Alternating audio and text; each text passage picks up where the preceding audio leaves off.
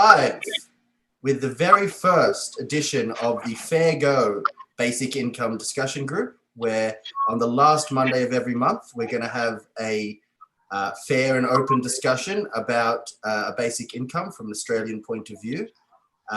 This week, we're being joined by Abigail Boyd, who is from the New South Wales Greens, and we'll get to her shortly. We're going to get a little bit of hello from people in the group. Before we move to that, I'd like to introduce Josh McGee.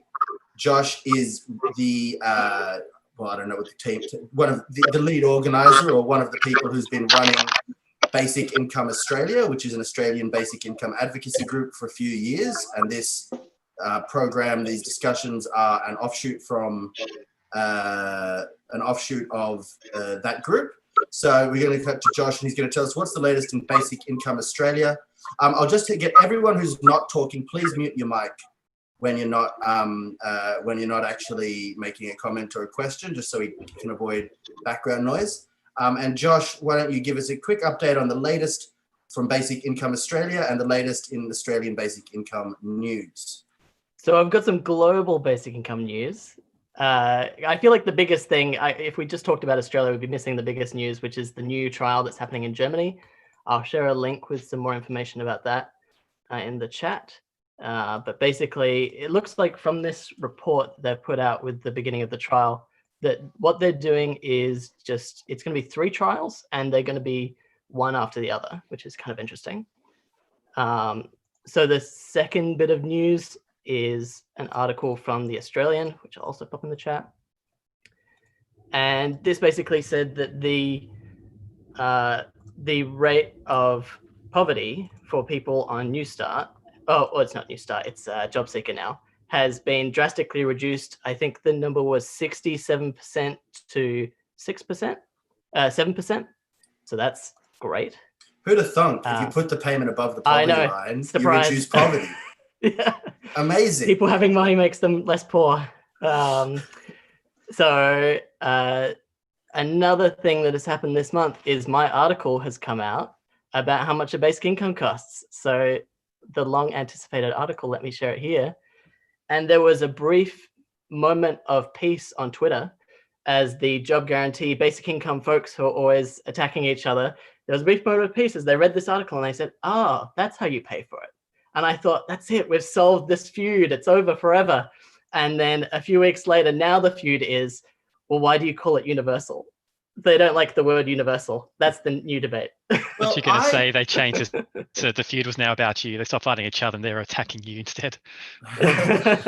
Well, no, Josh, they seem to be okay with me now. I'm surprised. I've been focus of attack. Anyway. Well, there's been a softening of some job guarantee advocates' line on basic income during COVID. So Stephanie Kelton, who's sort of the boss level MMT economist who just wrote a book called The Deficit Myth, which is very interesting.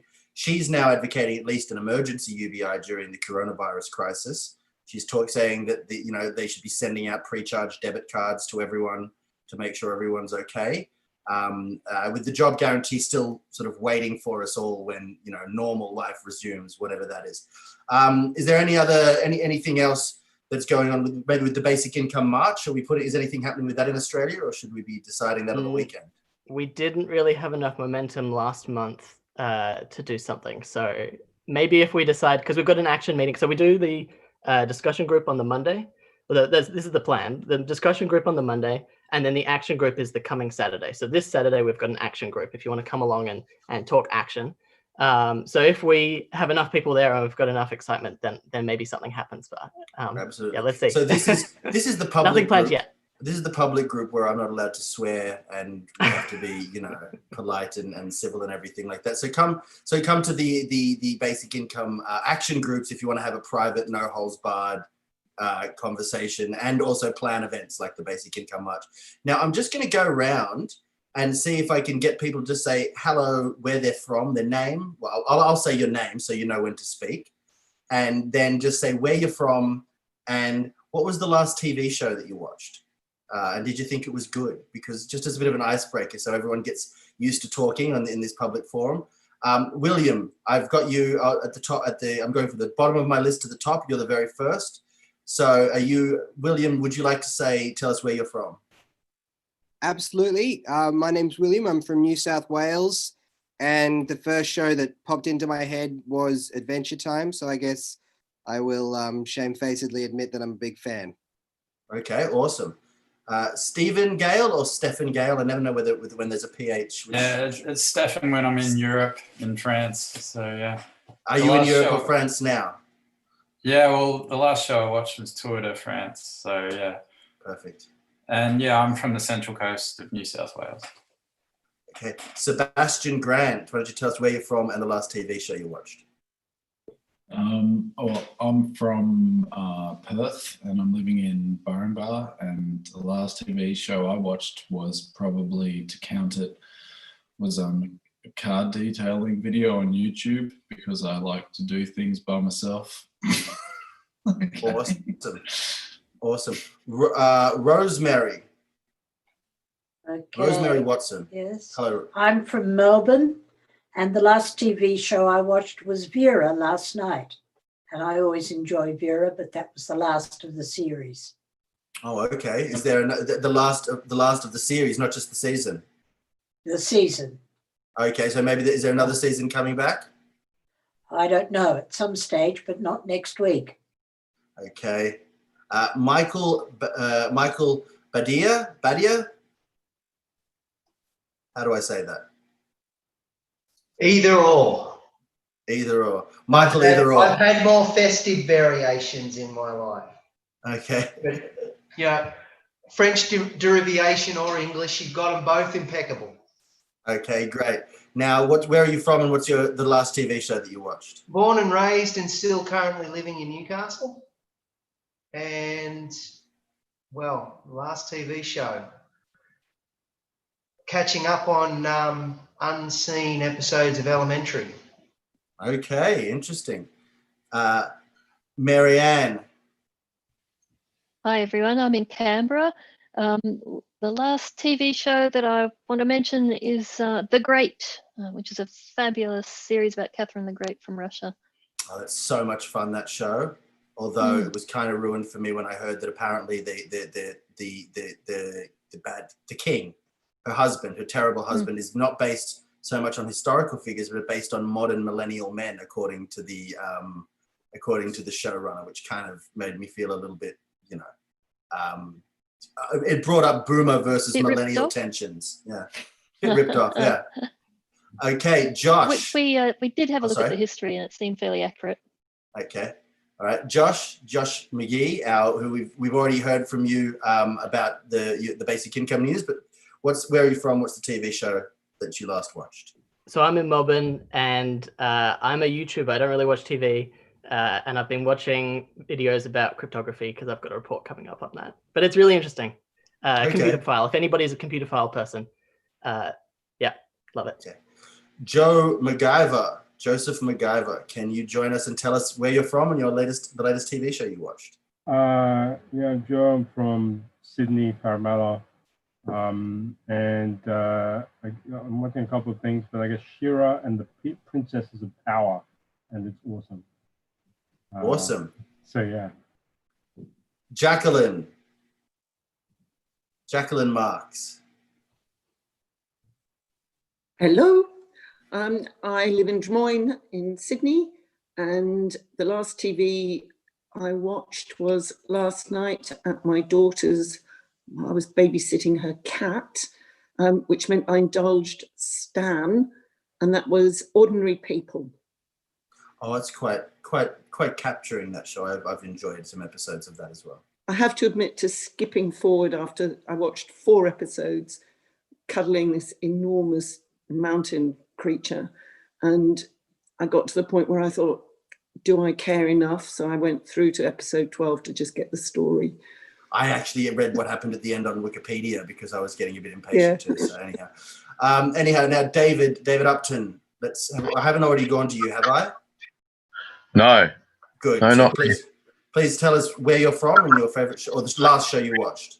Yes, I'm from Adelaide. I'm a UBI campaigner here, and this morning I I got up and watched the replay once again of Port beating Sydney on the AFL. All righty. There we go. Now, Joffrey Bell, is that right? Am I saying that right? That is with some knowledge. Believes that Joffrey. Joffrey Balchi. Joffrey Balchi. Joffrey Balchi. I'm sorry. Okay, so where are you from, and what's the last show you watched? Last show, Sydney, Australia. The last show I watched was The Current War. The Current War. Oh, I'm keen to see that. Jacqueline, so it's bouncing me around. It's bouncing people around a little bit. Did I already ask you, Jacqueline, to tell us what you said?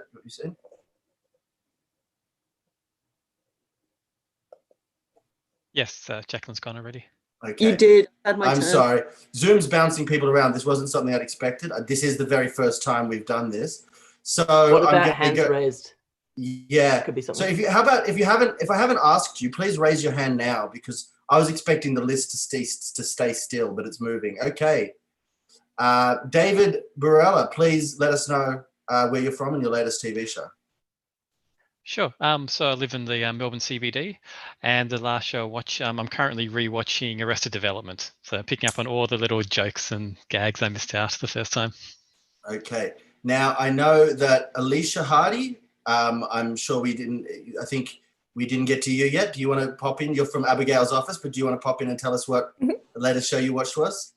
Yeah, hi, I'm Alicia. I work with Abigail. I live in Sydney on Gadigal land, and the latest show I've been watching is The Simpsons. I wasn't allowed to watch it as a kid, so I'm doing a full watch through now, and I'm somewhere in season 4.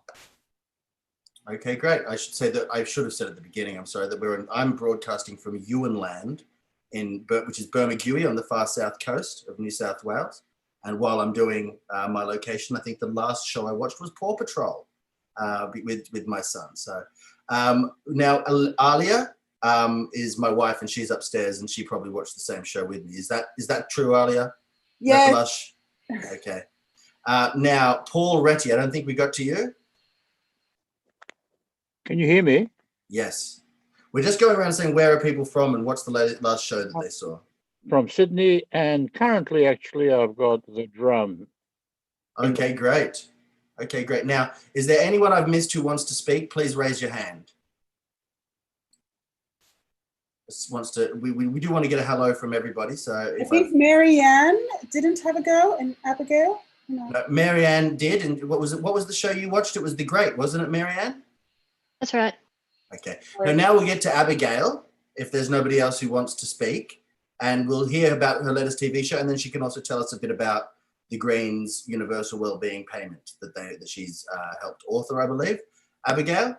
Yeah, cool. Hello, I'm Abigail Boyd. I am sitting on stolen lands. I'm on the lands of the Guringai, Awabakal and Darkinjung peoples on the Central Coast. The last TV series I watched, I just absolutely binge watched a show called Fleabag, 2 series of it back to back. Thoroughly enjoyed it. Recommend. I love that show too. I saw it the first time. I saw season 2 on a plane back from New Zealand, and then I had to go immediately binge season 1. So I watched it in the wrong order, but it was still very watchable. Right, now, why don't you tell us a bit more about the Universal Wellbeing Payment? Because a lot of the time when you have these basic income discussions, you spend a lot of time on a definition of what a basic income is. But we don't need to do that because we've got an actual proposal. So why don't you take us through it? Would it be all right if I shared my screen to get some slides on? Or that should be possible. Have you tried doing it? Because I think I set it up so you should be able to. I have not tried. You'd think I would try. It might say that. Oh, there we go. Oh, it works. Perfect. Great. Okay. I think all right. That's right. I'm excited. Let's check it out. So yeah, as you say, there's a whole bunch of different types of universal basic income proposals. And one of the things that we were having trouble with was selling the idea to people, because they would ask a whole bunch of questions about, yes, but what about this bit and what about that bit? And I saw one once that was trialed in whatever country and didn't go well for the following reasons. And so we thought, in order to really spark people's imagination, it would be a really good thing to put together kind of the best form of this that we could come up with. And we spent a very long time thinking about all the different issues. You know, do people in prison get it? What age do you get it from, et cetera, et cetera. And we designed this universal wellbeing payment for the New South Wales Greens. So we went back to first principles and looked at what exactly an economy should do. And I think we've forgotten over the last 100 years, perhaps, as to what actually an economy is for. It has to provide for the basic needs of everyone within the economy. You need to distribute the surplus fairly and productively. And importantly, it has to increase the well-being of everyone within the economy without breaching our ecological limits. So that was kind of the parameters within which we were doing this thing.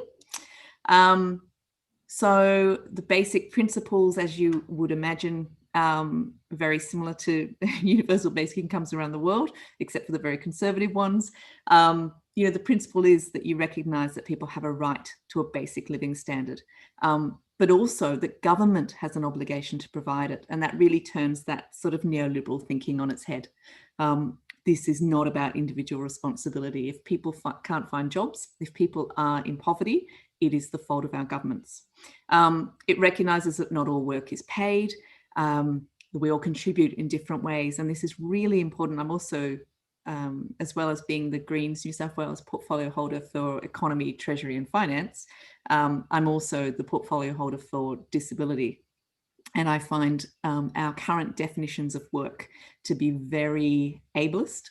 And so recognising that everybody contributes in different ways and that their right to receive economic well-being should not be tied to their right to provide paid labour. It puts decisions in the hands of those who knows what they need best. And I don't need to tell people on this Zoom how if you give poor people money, it actually results in great things. And people do know how to use money when you give it to them. And of course, it removes the stigma of welfare. We did this little square, again, to kind of turn things on its head and to really think about what we're trying to do here, to make it very clear that poverty is a failure of government to provide for a person's needs. It's something that can be remedied with government action, and it's a lack of cash, not a lack of character. Then we looked at what do we call this thing, and we argued about this for a very long time. We like the word universal. You know, it's the opposite of the neoliberal concept of individual merit, and it promotes the concept of economic rights and responsibilities. We went with well-being because there's nothing basic about the universal wellbeing payment. It's set at a level intended to allow people to thrive, not just to survive. And it's a payment, not an income, because you don't need to do anything to get it. And it's yours with no strings attached. You can spend it however you like. So what is it? It's a weekly payment for everyone over 16. It covers all of your essentials: housing, food, electricity, water, medicine, internet access, and clothing, things that you actually need in the modern world to get by. No means testing, but it is taxed at the end of the financial year. So we can get to that when we're talking in discussions. And no strings attached. So it's unconditional. And as we say, it's yours to spend however you like. And I'd be happy to talk about the rate that it gets set at. So what we envisage is something called a Wellbeing Standards Board, which sets the amount of the universal wellbeing payment depending on how much things are costing at the particular time. And the reason for this was to stop the universal wellbeing payment being used as an excuse for governments not to also spend on universal education and universal health and universal housing and all the rest of it, because if they make those things more expensive, they'll end up having to pay more out in universal wellbeing payment. I'll just interrupt for a second. I do remember seeing somewhere on the website the number 550 a week. I put that in the event description as 1,100 a fortnight. So Yes. that's the amount that you guys want to launch it at, but you'd have a board like the Fair Work Commission, more or less, which helps set the awards. Yes. Based on there would be a sort of negotiated presumably increase over time, or is it that, or am I being too presumptuous? Well, you know, it depends how great your government is. But on the flip side, if government was to start providing more services that you didn't have to pay for, then perhaps the cost of living would go down. It is possible that it could decrease, but it certainly wouldn't stay like New Start did at, you know, really low levels for decades. So if it went down, it would be because housing prices, for example, decreased substantially, and you didn't need as much to cover rent. Exactly. So core features, I've said, you know, it doesn't matter how much you earn, you could be a billionaire and you would still receive this payment, but that doesn't mean that it doesn't get taxed back. So there's actually a complicated kind of structure for the rates at which it gets taxed back. But effectively, if you earn over the median income, you won't see very much of it.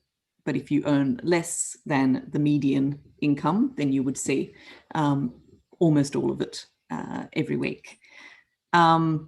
It's not a substitute for additional benefits, recognising additional needs. So parenting payments, carer payments, mobility payments, all of those things would still be on top for those who need it. Ideally, really ideally, it would be implemented federally, but we do believe it could work at a state territory level. And I feel that as a New South Wales MP, I have a responsibility to the people of this state to suggest ideas to get them out of poverty. And this is certainly something that could work with cooperation with federal agencies. I don't need to tell you the benefits of the Universal Wellbeing Payment. Like all UBIs, there's fantastic benefits in terms of the productivity of people, their creativity, also really basic things like women being able to escape domestic violence or any victim of domestic violence being able to escape without needing to rely on the finances of the person they're leaving. And really fundamentally, this reduces economic inequality. And I get quite frustrated with some people who are obsessed with the idea that we should be able to do this kind of thing and it not cost anything or not raise taxes. I think one of the fundamental issues with our economy at the moment is that we have encouraged an increase in economic inequality, and it's going to hurt to fix that and to bring economic inequality down. And this is actually one of the ways that we do that. I just want to interrupt there because a lot of the stuff a lot of the stuff you're touching on, we're going to go back to. I've already got a plan to go back and expand on. But if on your last slide, just before you changed to this, it had rebalance. Thank you very much. Rebalances the worker-employer relationship. Now, this I think is a key one that often gets rushed past, and that some critics of the UBI, so there are left-wing critics of a UBI. And this is something that I think that gets missed a lot. And I mean, so basically, if I understand, if we're thinking the same thing here, what the idea is that if you're not as dependent on your employer for, the means of survival, that puts you in a stronger position to negotiate better wages, conditions, and so on. And that if the supply of labor is reduced because some people decide not to work 2 jobs or not to work as many hours or not to work as many years before retirement or whatever it is, then that makes the supply of labor that is available more sought after and generally increases the leverage of labor and should increase the wage share of income, as in the amount of the income in the country that comes from wages and doing work rather than from owning stuff and having people work for you. Is that about right? Yeah, absolutely. And when people talk to me about the jobs guarantee, I feel like there are some fundamental problems with the jobs guarantee that get solved when you also have a UBI in place. And one of those things is being able to actually come from a better negotiating position when you're working out how you want to spend your labor. And so I think that's absolutely right. People say, oh, but if we all had a UWP, if we all had a UBI, who would clean the toilets? Who would do all of those jobs no one wants to do?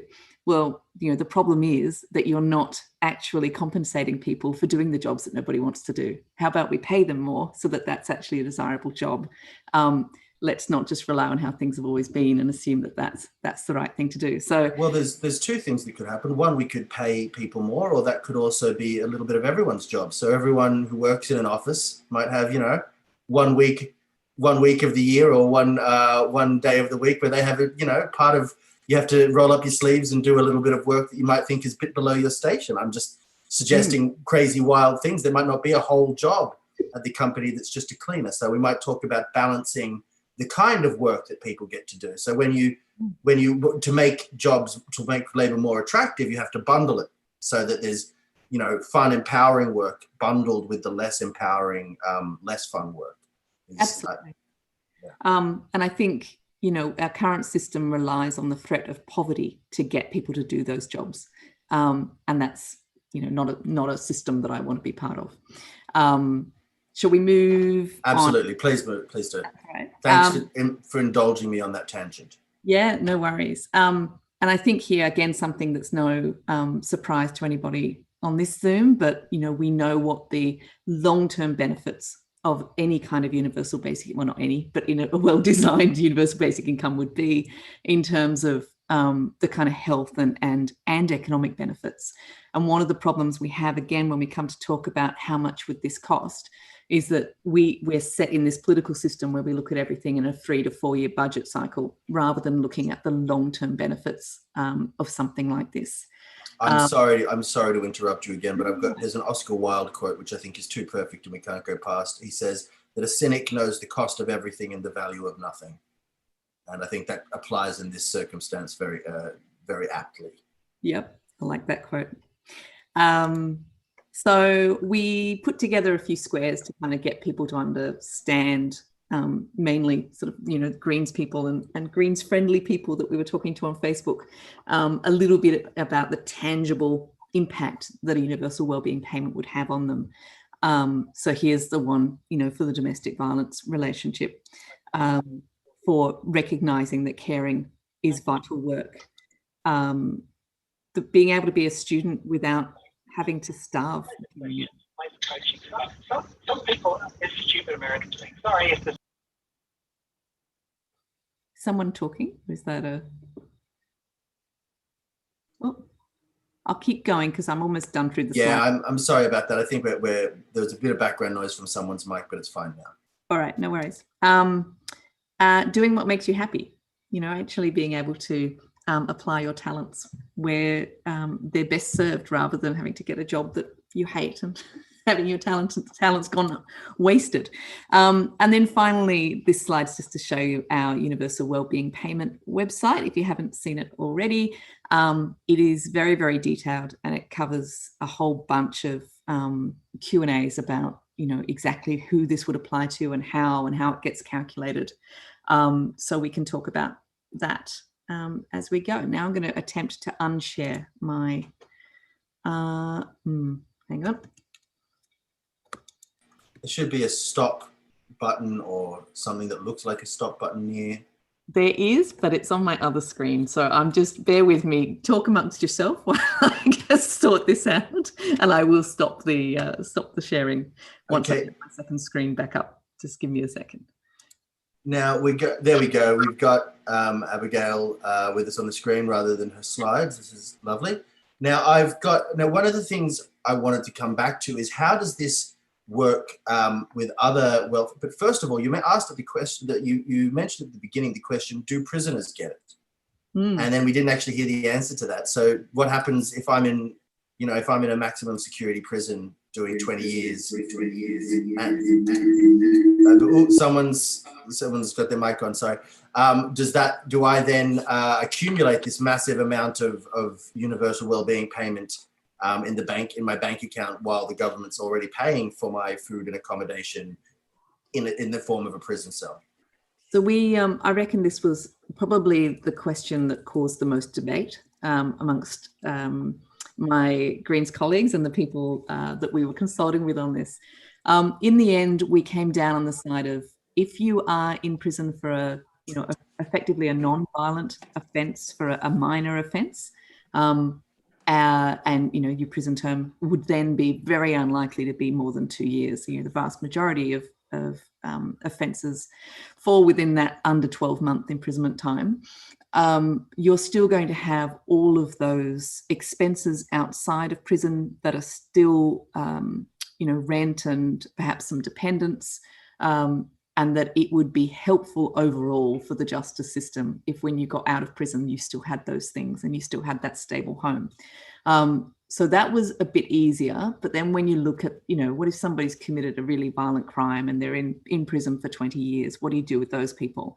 And we concluded that the only way to really work that out would be to look at the circumstances of the case. So we're going to have to rely on the judge to direct where that universal wellbeing payment goes.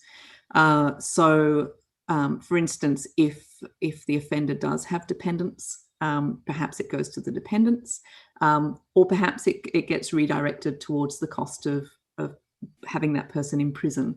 You have to be very careful with that, though, because with the advent of privatised prisons, you don't want the idea that you would get someone's universal wellbeing payment as being an incentive to imprison more people.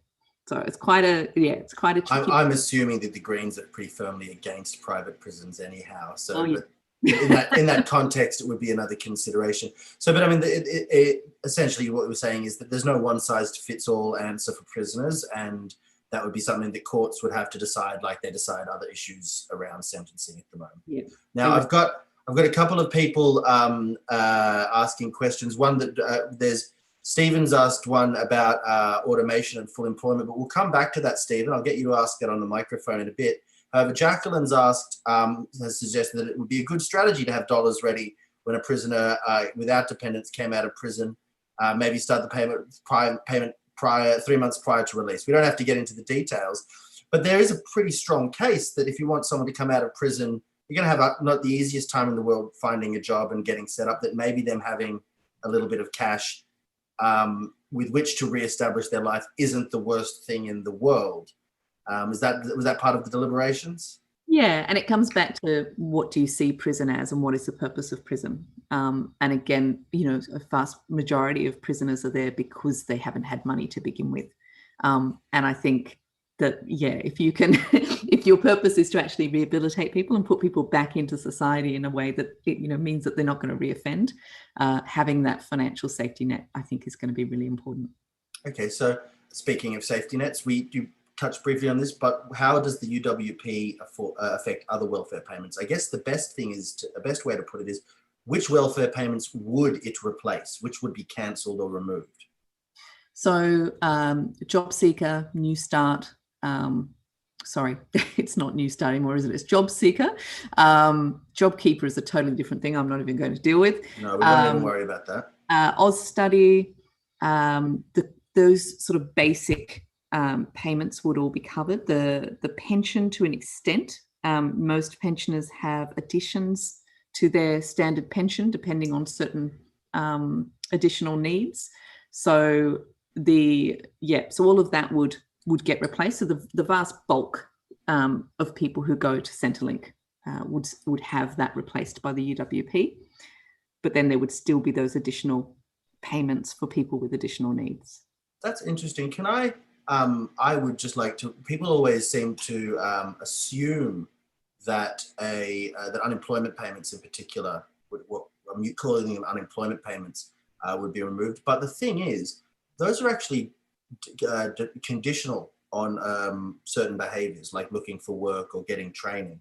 And if we wanted to encourage those behaviours, couldn't we also offer those payments on top of a universal basic income? So if there's a job, if it's called Job Seeker, then if we think seeking jobs is something that we as a society desire and want people to do, shouldn't we pay for that? Shouldn't we incentivize that and reward that behavior on top of an unconditional payment that everybody gets? Was that something you guys thought about? No, because we wanted that universal concept to cancel out the stigma of people looking for jobs. And I think that if putting everybody on the same level and allowing people, whether they need to take a break from paid work because they need, to take a mental health break, or perhaps they're finding themselves in a caring position, whatever it is, without having to go to Centrelink and say, hello, my circumstances have changed. Can you now put me on a thing and give me some more, give me some more money? I wanted to take away that conditional aspect. So I think if you then put a sort of a job seeker type payment on top, people would have to go through a process to get that. And then people would say, oh, you're on job seeker.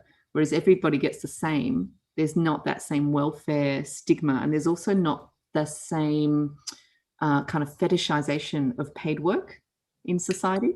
So, yeah. Absolutely. So maybe, okay, that's a great answer. Look, now the one of the other questions I've got is, were there any other UBI schemes that exist out there in particular that you guys looked at and thought that's something people are getting right or getting wrong? Was there any template out there that you guys used when you were designing this?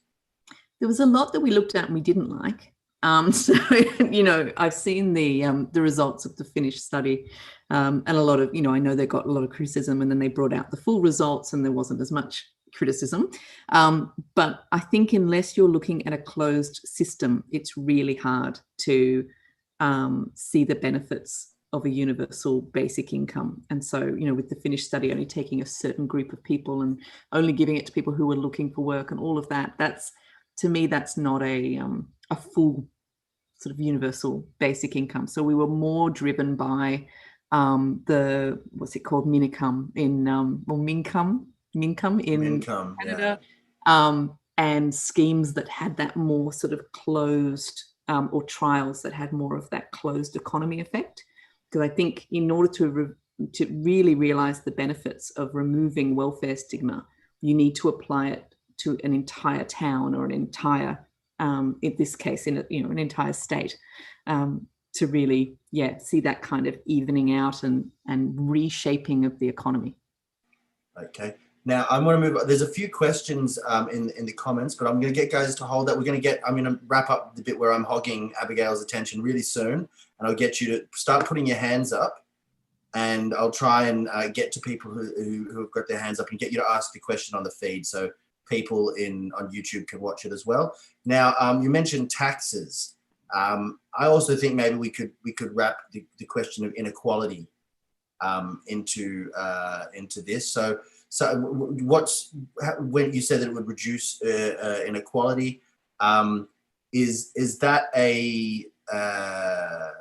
guaranteed, do you think, with something like this, or do you need taxes to make sure that's the case? Taxing it back from the wealthy, is that part of the inequality question? What's your overall take on taxes and the question of inequality with the basic income? I think we can't shy away from taxing, or at least keeping taxes higher when we have this really low taxing jurisdiction. And, even if we increased the amount we taxed by, 6 or 7% of GDP, we still would not be anywhere near the highest taxing country in the world. We would still be, with the likes of Canada and the UK, which is not very high.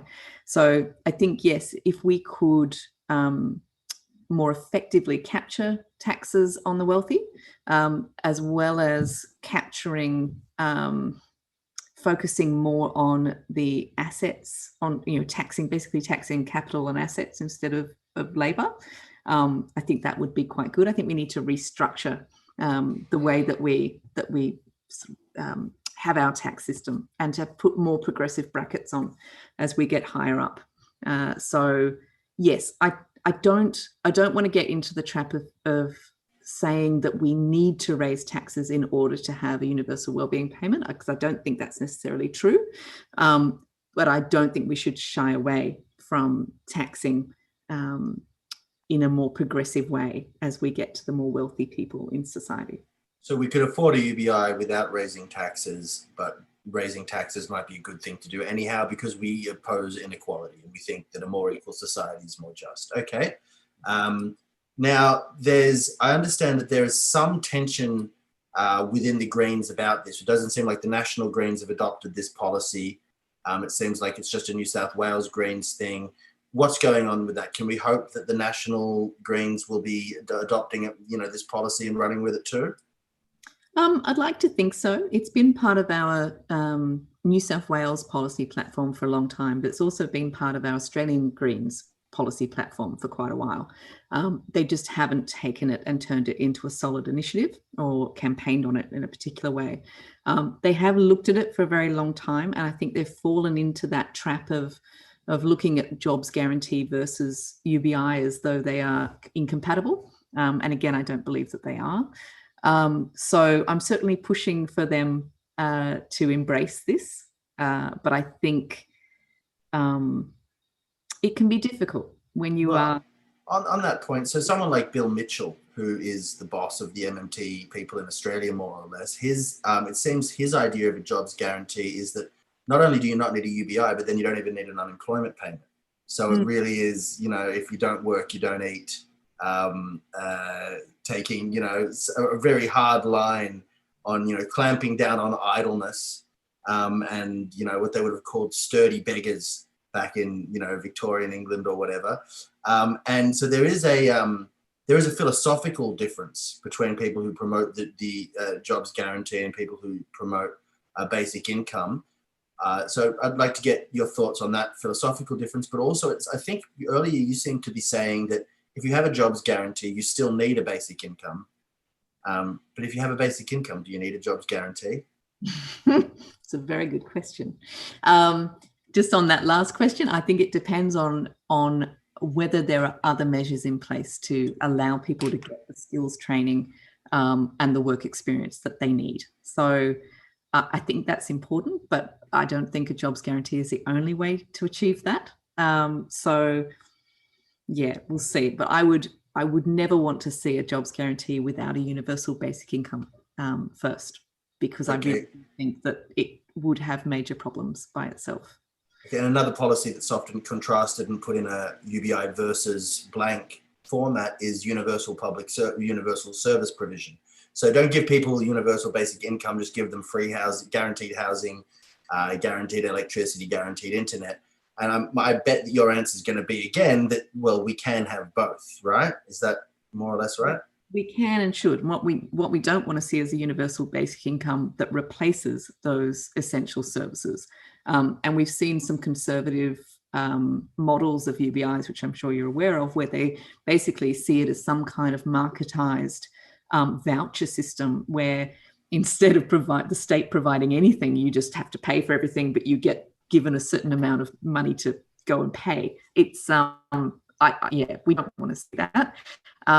I think the jobs guarantee is still very much set within that conservative economic framework, whereas a universal basic income turns it on its head and actually acknowledges that we've been traveling in the wrong direction and we need to treat people in a different way. I also think universal basic income is more compatible with the future, not just automation, but also just the different way that people are working. So yeah, I think it's more future ready than a jobs guarantee. Fantastic. I personally, don't get me started on a jobs guarantee. I've written many blogs about why I think it's a terrible idea, but we're not here to hear what I think right now.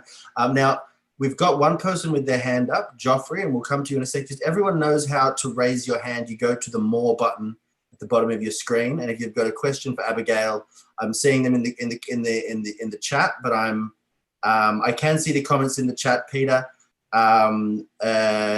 But I'm not going to really respond to those because I want to try and stay in a very conversational mode, and I'm not good at multitasking. So if you'd like to put a question to Abigail, please raise your hand using the button. There's 3 dots above the word More at the bottom of the chat of the Zoom window, and there's a hand raising option there. So Joffrey, you can please unmute and ask Abigail your question. You might have to click on the participants button first to be able to see those other buttons in case you can't find where the raise hand is. Okay. Oh, thank you. I'm sorry. It's under participants, not under More. My there we go. All right. So okay, we've got 4 people with hands up, so people are getting it. Joffrey, please go ahead. Okay, thank you, Austin. Thank you, Abigail. My question is also related to Peter's. Have you done any economic modeling to be able to establish stability, continued adequacy, and adequacy and anyway, basically, have you done any economic modeling to ensure that it's stable, it's sustainable, and it's adequate? And the basic problem I see is if we are criticizing neoliberal capitalism, but we still maintain the kind of economic models that they promote, it's like using the wrong means to achieve the right ends. So that's my basic question, because I'm from the Association for Good Government, and we have our own economic mathematical models, and we want to achieve pretty much the same thing as you, given features that I described. Have you done any, or do you have a team that does it? So yes and no is the answer to that. So I think because we were keen to do this on a state level as well as a federal level, there's obviously very different considerations at both state and federal. All of the calculations we did kept coming up with that 6 to 7% of GDP figure, and also from a state basis. And of course, the state does need to worry about its budget in a way that the federal government isn't as constrained. So it's much harder from a state level. But it depends again on how far you budget. So our state government in New South Wales will quite happily drop 20 billion on a stadium or something of that nature, or a major rail project, and say, yes, but we account for this on the basis that this is going to be 30 years or 40 years of an asset for the people.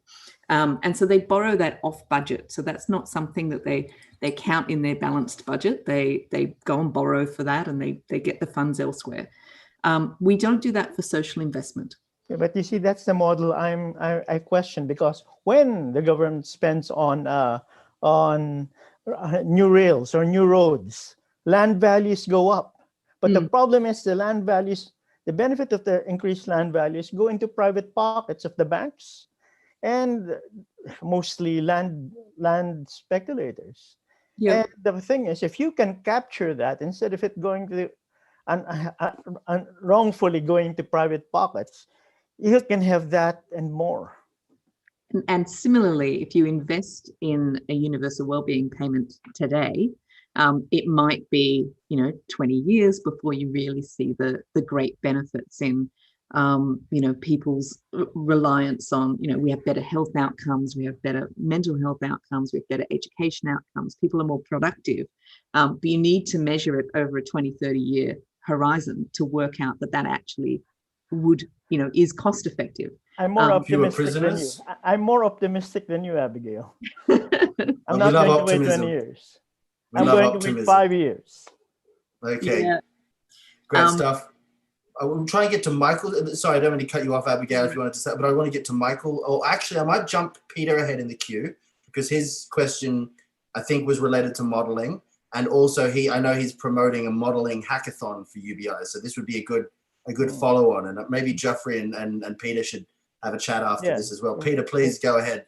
Yeah, no, thanks, Austin. Just on the modelling, there's factors like economic multipliers that you would have, kind of like what the Andrew Yang campaign and his Humanity Forward is driving. It's a trickle-up economy. I'm not sure if any of that sort of modelling you've looked at and what that might mean to the net benefit for society. So in the models that we did, we very conservatively assumed that there would, effectively we discounted all of those benefits that we thought would arise, because we don't have the capacity to model them ourselves. We did, of course, look at the savings from not having to run as much through Centrelink, not having as many staff, not having as complicated processes. We looked at the anticipated, quite conservative anticipated cost benefits in terms of the reduced impact, the reduced demand on hospitals and other types of social services.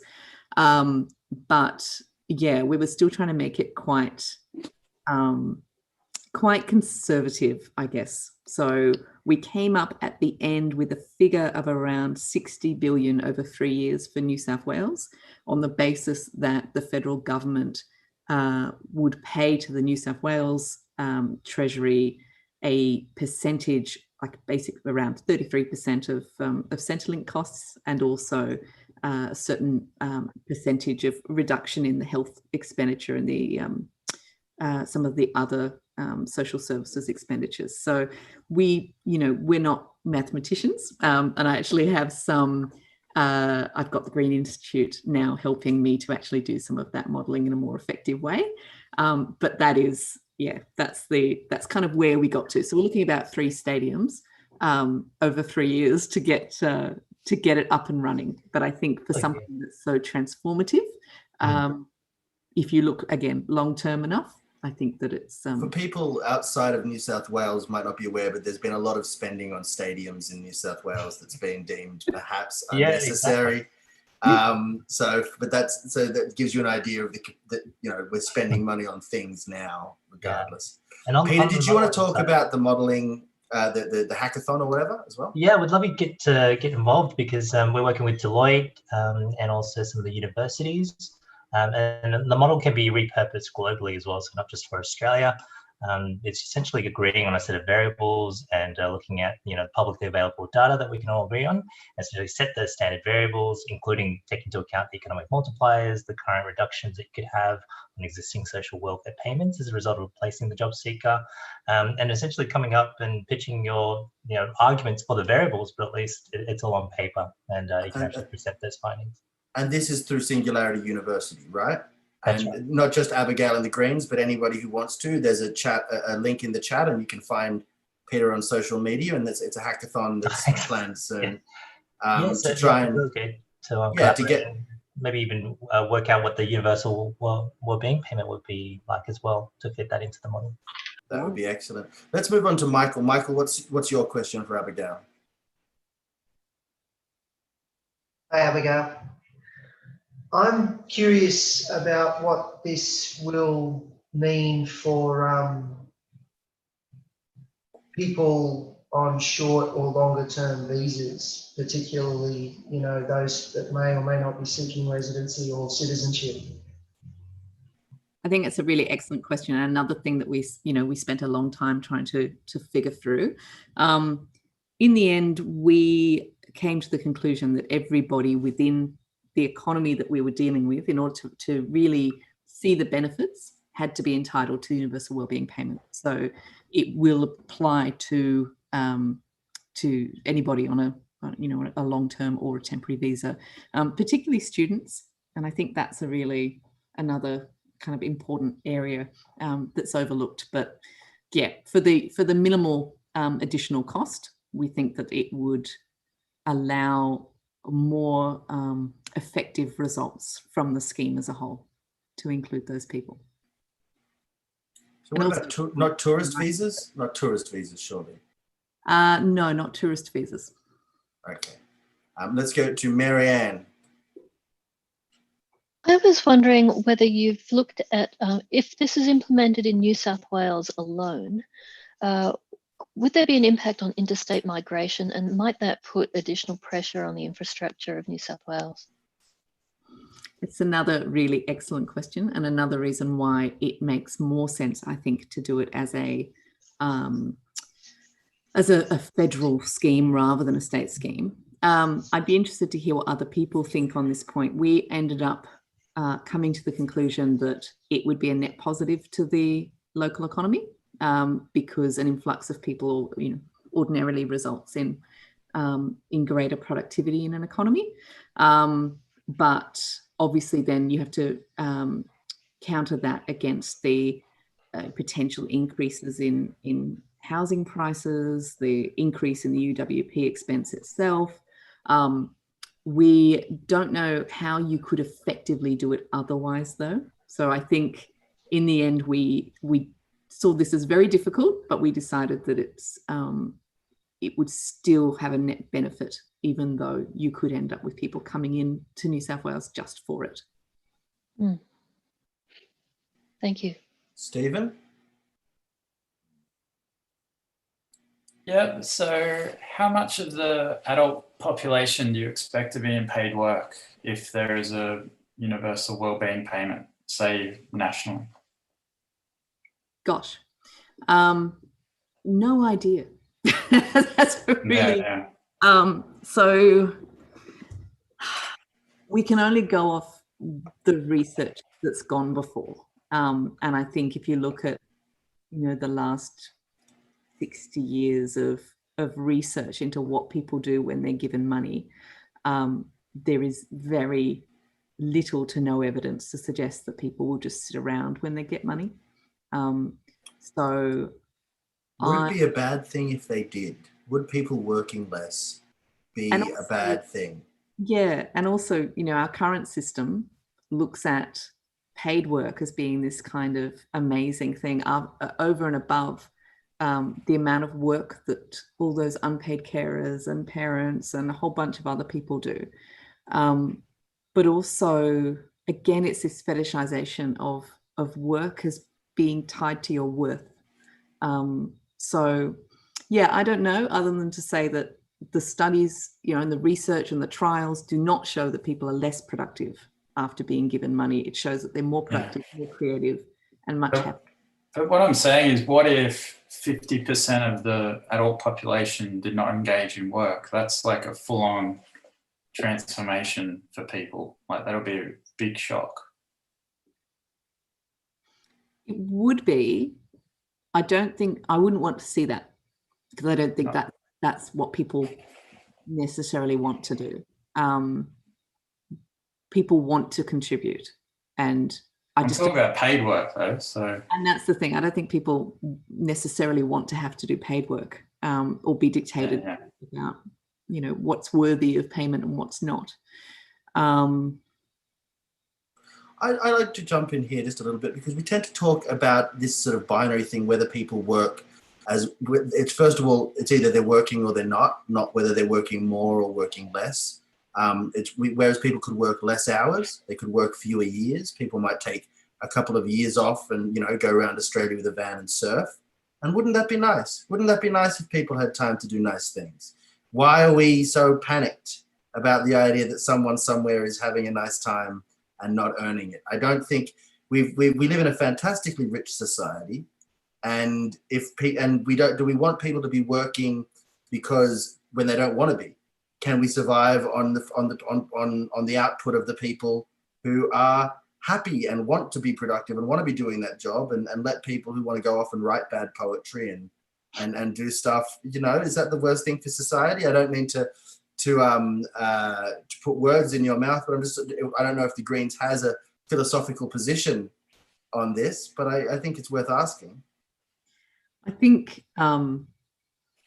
in terms of, there's a bunch of things going on here. So, fundamentally, as Greens, we have principles that we believe that a vast majority of work in our society at the moment just isn't paid. We also believe that the value ascribed to certain jobs does not accord with actually, their social worth. But I think one of the big things that's missing from a very conservative economic debate is the loss in leisure time. As people are working more and more, they're actually spending a lot less time in local activities. People are spending a lot less time because of commuting or whatever it happens to be, spending in their local economies. And so I think there's a lot to be said for any measure that increases people's leisure time as well as their creativity in terms of boosting local economies. So yeah, you might, people are pretty damaged. Maybe there would be a period of time where people wouldn't want to work. And I think that's okay personally. But ultimately what you want is for everybody who can be working and wants to work to be able to work, but for that work not to necessarily be tied to their standard of living or their well-being. Again, it's that thing of they're deciding to do it without the gun of poverty to their head, exactly. you might say. Now, Stephen, be careful, you get me started, I'll go on this topic forever. I think we're going to have to definitely find, have one of these discussion groups pretty much dedicated to the philosophy of work. And I've got some ideas about that too. So are you happy if we move on to Alia, Stephen? Yeah. No, I didn't mean to steal your question. Alia, what's your question? Hi, Mike. Well, I actually was going to ask the question that Michael asked, which is people who are not yet citizens of Australia, like myself, which was quite relating to that question. Would they qualify for this? What is their position? I'm very happy to hear that you have a plan for these people, because otherwise you will have this very unbalanced approach to work that people who are not getting this payment would have, right? They would have a lot of pressure to work. They wouldn't have the power to say no, which is what every other Australian would have. And of course, that's a very empowering thing to have. And I also really liked Joffrey's point that he made about how when the government invests in public works, that the value of the areas around that work, you know, they rise, and it becomes a thing of value that comes to those communities and those places. And that made me think of the point that we have not thought yet what kind of value a universal well-being payment would bring to certain communities, and what that would mean maybe 30 years or 40 years down the line. Like regional communities. Sorry. So like regional communities, do you mean? Like regional, or not necessarily regional, but I mean, in terms of educational value, what it means when people can stay longer in education, not have the pressure to work. And, you know, that there is a value that the government can look for. Not that I necessarily agree there has to be a value or a justification for this payment to occur, but I think it's still interesting to think about what the next generation would look like if we don't have this immense pressure to perform as soon as we finish basic education, because I think it might change our society quite a lot. But I have a couple of questions for you, Abigail, besides my comments. Since Michael asked about the immigrants in Australia, I wanted to ask about Australians who are not in Australia. What happens to them? Do they get the payment if they're in Bali, or if they're living in some other country long term? You know, because I know that some payments get cut off now. As soon as you leave Australia, you have to report that you left, and then you don't get your whatever job seeker or whatever it is. And so I was curious about that, but I have a couple of more questions if that's all right. If you want to answer this one first. If I could answer those, because I think there's three really good points there. The first one on immigrants, I just want to say, I think one of the things that I've noticed during COVID and the government's response to COVID has been that treatment of non-citizens as second-class citizens, effectively. We've seen it in the provision of domestic violence services for students here on visas, having to queue up for food. You know, there's been some really bad decisions made on the basis that people aren't citizens or permanent residents. And I think that that's highlighted just how silly that situation is. If you've passed the really stringent requirements to get into this country to begin with, the least we could do is to treat you with the respect that everyone else gets. So I think, that was a bit of a no-brainer for us. The other point you touched on there was this kind of the benefit, and I think it's really overlooked in terms of how a UBI really increases productivity of a nation or a state. If you've got that safety net, you can transition from one industry to the next in a really easy way. So I think it's really important for, you know, coal communities who are transitioning out of the coal industry into other things. Even just for people who want to reskill, they find themselves in a particular industry and they want to reskill to another one. It makes the workforce more nimble when people can more easily change direction, and that's good for overall productivity. And so in sort of pure economic terms, it's a real benefit. And then the third thing, your question about the overseas people, that's a really good one, and not one that I'd thought about before. My instinct is to say that if you're overseas for a certain period of time, that you no longer would get the Universal Wellbeing Payment. You'd have to actually be resident in the state, but I haven't thought around exactly where the How much time could I spend in Kuta on 550 a week? Because I reckon I could have a pretty good time on 550 a week in Bali. Ali, I know you had other questions, but do you mind if we put you at the end of the queue and we come back to you? Because there's a few people to get one question in before you, so I'm going to go to William now. Hi, Abigail. First of all, just let me say thank you very much for that breakdown. It clarified a lot for me. So thank you for coming on and doing this tonight.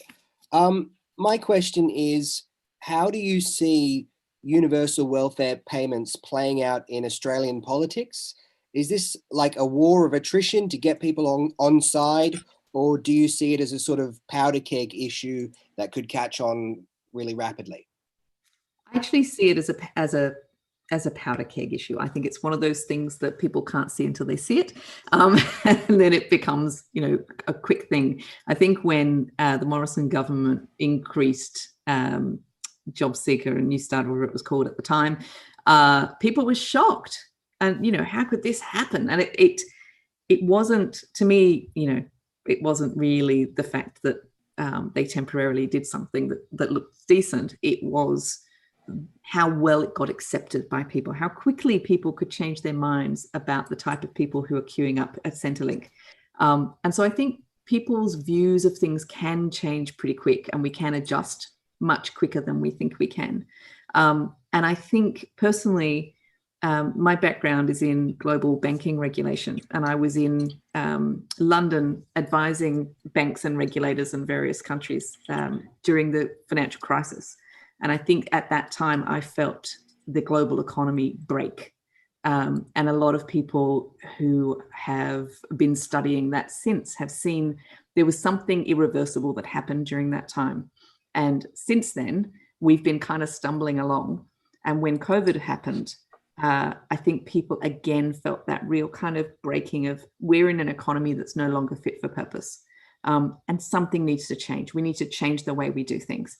And so I think people are increasingly open to thinking about, there's actually, we are in a different time now. We do have different challenges. We do have different strengths and opportunities compared to what we had 50 years ago.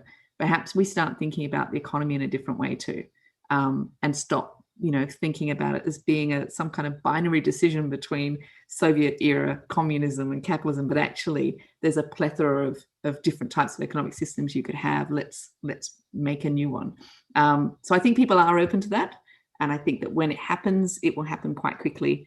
But we just need to kind of keep talking about it and building it in people's imaginations. Are you aware, on that question, before we go to the next question, are you aware of any polling in Australia or New South Wales or anywhere about support for a UBI, and especially anything that's recent? Because we've seen overseas huge increases in support. There's multiple polls from the US and the UK now showing majority support for UBI, often even higher support for jobs guarantee, often 70-80% support for jobs guarantee, 50-something support for a UBI. Do you have any idea of the numbers in terms of support inside Australia? I can tell you that I'm working with some people to do such a thing, to do such polling, but I'm going to ask Alicia if she's seen any Australian versions, because I don't think we have seen Australian. I just did a cheeky Google while that question was being asked. I feel like I remember seeing one and it's just not coming to mind. So sorry, I can't answer that. Right. But I think Josh was saying...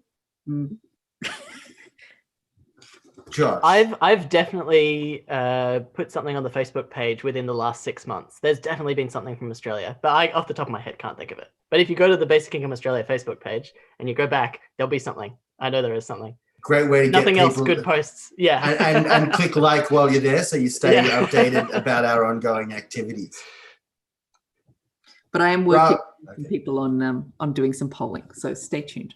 Oh, exciting time, something to look forward to, because those polls that Josh is talking about will be a bit stale now anyhow. Now that, as I like to say, real people are going to Centrelink too, not like before when it was this sort of marginal community that everyone pretended they, it was a million miles from. And now all of a sudden, it's mainstream Australia dealing with this bureaucracy.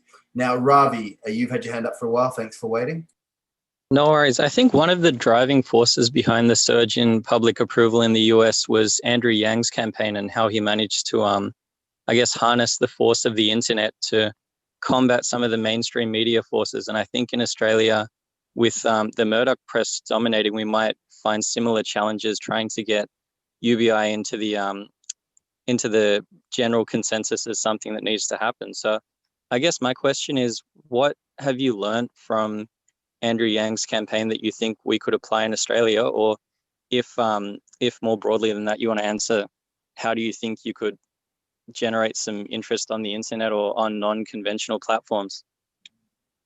I think you're right that, the media here is not our friend. So we're not going to get much luck there. But I have seen a notable increase in the more sort of centrist media in the last few months, talking about previously unorthodox economic ideas, whether it's accepting maybe not the whole of MMT, but at least the bit about deficits being rubbish.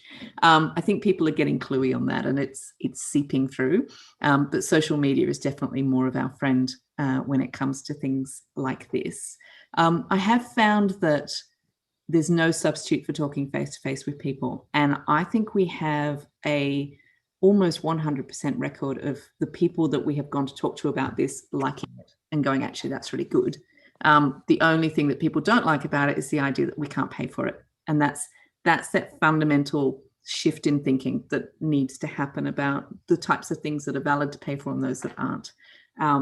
I don't want to play the conservative economic game where we have to put a number on everything in order to get other people to accept it. I actually want us to accept that the economy is different to how it's been sold to us. And so I think it's a difficult line to walk to get people on board without also falling for all of those myths. So it's tricky, but I think that, when you actually explain it properly to people, and again, that's why we had that sort of tangible, where we wanted a really detailed model that we put to people. Once people can see how it would impact on them, they quite like it. And so that gives me real hope. I don't think I love the thought that you've put into the policies, but I think the simplicity of Andrew Yang's messaging was what really helped him with getting it down to really basics. It's interesting to see the balance to strike between the two. Did he, everything I saw from him, had it more as an emergency measure, like as a temporary thing, or have I just got that wrong? Sorry, Josh is shaking his head at me. Yeah, I think you've got that. You've come in a little bit late. He was pushing $1,000 a month US UBI as part of his presidential campaign since 2019. Yeah, right. And then when the coronavirus pandemic hit, he was one of the people pushing for a $2,000 a month emergency UBI, which has got much broader support. So he's had two flavors, and in one sense, it's got more ambitious in the short term, right? Even though the $1,000 went from 1,000 to 2,000 all of a sudden, but as a temporary measure. So there's two versions that he's been associated with. I'd also add that he does have this democratic primary process as a platform that we don't really have an equivalent of in Australia. There's no primary process for the prime ministership or the governor general's office. There's not this place for a single figure to sort of get to lay out their policy vision directly to the public. They have to put it to a party room first, and so all we ever get to see is what the committee decides on. So maybe we'll have a republic one day, and Abigail will run for president, and that's where we'll get a chance to have our Andrew Yang moment. But that's probably another. Yeah. That might be another. So Josh has had his hand up. Josh?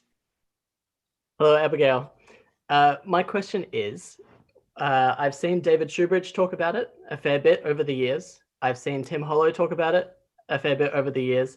And Richard Di Natale used to do his yearly speech where he talked about a basic income. What's taking the rest of the Greens so long? What do you think is holding up the party? Because as you said, it's been part of the party platform or committee. I can't remember. There's all these 3 different levels, right? It's been one of those levels for about 20 years, I believe. What's the hold up? This is where I'm not a very good politician when I can't. I have to be quite honest, and so it's going to get me into trouble. But what I think the problem is a lack of confidence to overturn the idea that things have to be costed. So ever since the Greens were involved in setting up the parliamentary budgetary, I don't think it's the parliamentary budgetary office, but whatever it is, budgetary office. I thought I knew it. Now I'm scared of saying the wrong word. Budgeting can be their new term. So I Office think of Budget Responsibility or something really moralistic like that, and sure, whatever it is, they've been very keen to have costed policies.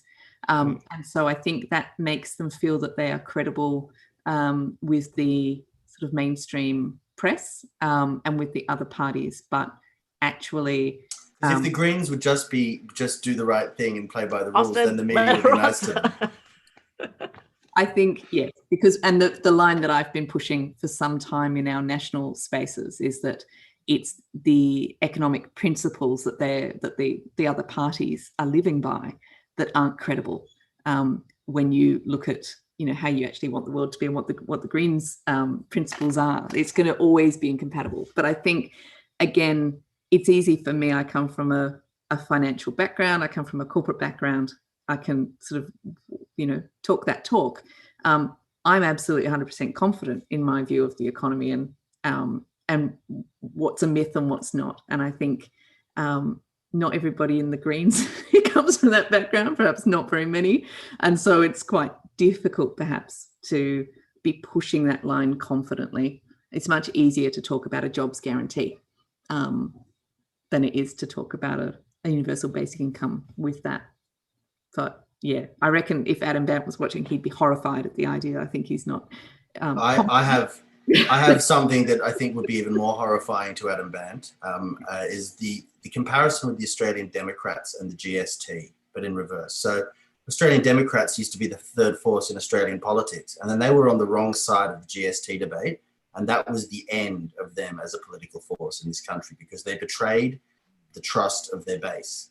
And I think that if the Greens don't step up to this moment of profound, where there's a profound rethinking of the economic sort of paradigm required, and don't put forward a bold idea that challenges the conservative press and the conservative paradigm, like a UBI, they could find themselves going through a similar collapse. So if you're talking about upsetting Adam Bandt, that's something that might upset him even more. Marianne, you've got another question, then we'll get back to Alia. Yeah, I'm really keen to get Australia moving in this direction. What can each one of us individually do to move us towards this future? Yeah, I think it all starts, and again, it's one of those things that it's hard to see the change when you're part of the change. And it all starts with conversations. It starts with little actions, and then it snowballs. So every time you talk to somebody about a UBI, every time you share something about a UBI, every time you turn up to something like this or sign a petition, it is actually making a difference. It just takes a long time to see it grow. So I think that, yeah, just putting your time and effort into this and trying to explain why we've gone wrong for so many years and actually we need to completely rethink stuff. It's a process. And it will seem really slow for a bit, and then I think it will go faster. So that's and we can be comforted by what we're seeing overseas. When you can say to people that Spain and Italy and other countries are taking this really seriously. And I love to say, even though Nixon had a bit of a conservative idea of it all, I do like to say that even America, almost put through a UBI back in the 60s and 70s. I think it's quite, yeah. We've just gone in the wrong direction, and we can come back. So now, Abigail, I know that you. Sorry, Marianne, I didn't mean to cut you off. Please finish up. I was just going to say, can I put in a little plug at this point for the Human Union website? I have 2 campaigns up there. If you're stuck on what to do to help push us in that direction, I have campaigns called UBI Now, hashtag UBI Now, and also for hashtag Just Now, which is a combination of jobs creation plus UBI plus tax reform. And both those pages have social media suggestions, where if you're stuck for something to put on your social media, you can find some stuff there, and there's petitions to sign as well. Thank you, Marianne. Please put those links in the chat. Now, Abigail, I know that I was told that you had to leave a little bit before 7:30. Do we have time to go back to Alia for another question, or have you really got to wrap up? And as long as I'm off by 7:30, I need to drive into Parliament. I've got an inquiry tomorrow. So. Okay, Alia, let's come back around to your questions that we didn't get to before. I appreciate giving me more time. I had 3 questions, but I'm going to try to make it really short. One is, I feel like when I talk to people, or generally, there's a concern that comes back towards UBI about housing. People worried about all the money will just go towards the landlord, rents will just go up exactly the amount that you're receiving, and everyone knows that you're getting exactly this much money from the government, and it's just going to disappear into the hole of rental. I'm going to add the other question now. It's completely irrelevant, but so you just mentioned Parliament House, and I was thinking about this. First of all, my understanding, because I only have a very short sort of understanding of Australian politics, but I understand that the Greens have never been voted into power, like running the House. So my question is, what is your strategy to get this, to use this, whether it is to pressure Labor or Liberals to corner them into, acknowledging that this is something that may need to be discussed, or this might be the best chance for the Greens, honestly, to get voted in. Like if you make this into a critical, like if you reach a critical mass with this might be the thing. But if bar that, do you have plans to put this through the House for a vote and like try to find a way for all the parties to work together to reach a solution? Because I imagine you might agree with me that this issue might be greater than the Greens or the Labor or any of any party. I don't know. What do you think? Okay. So I think both of your questions are kind of going towards the same thing. And that I think the answer is that, the Universal Wellbeing Payment is not the entire answer. I think it's the basis of changing and reshaping the economy and the way we think about the economy. We undo all of that nasty neoliberal thoughts about the the lazy welfare people and the deserving rich. I think it's part of that reshape. But of course, we then have to also look at all of those other really problematic things, like using housing as a commodity instead of a human right. None of that goes away. It's just, as we're thinking differently about the economy, hopefully those problems become easier to solve because we're thinking about things in the right way. And I think in terms of how do we get other parties across the line, unfortunately, New South Wales is one of the more conservative parliaments politically, both Labor and Liberal. So it's a bit difficult. And one of my strategies is to try and get these. So I've been working with my colleagues in other states to get them to introduce similar ideas into their parliaments, and also to get the Australian Greens to embrace this as a policy initiative. But I see it very much as an 8-year plan. So I'm fortunate enough to be in Parliament for 8 years.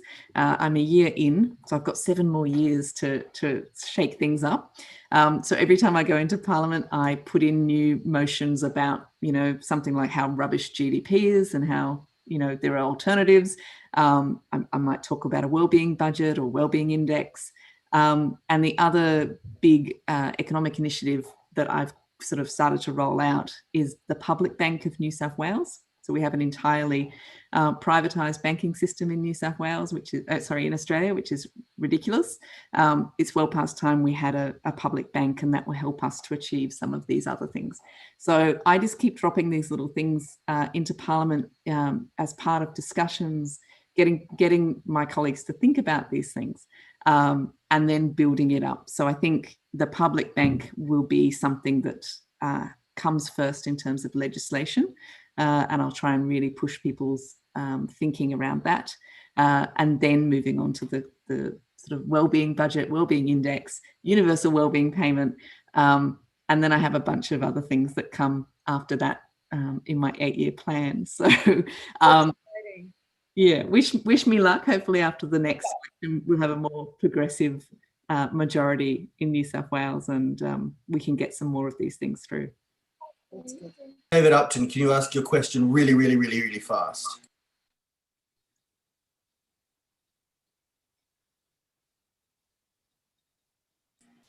David, are you still with us? You're on mute. Oh yes, David, you're on mute. I should have been. Okay, maybe David's got a connection problem or something like that. I will take that as an opportunity to wrap proceedings up for the night. Thank you very much, Abigail, and everybody else for coming along and making this the very first edition of the Fair Go Basic Income Discussion Group, what I think has been a rousing success.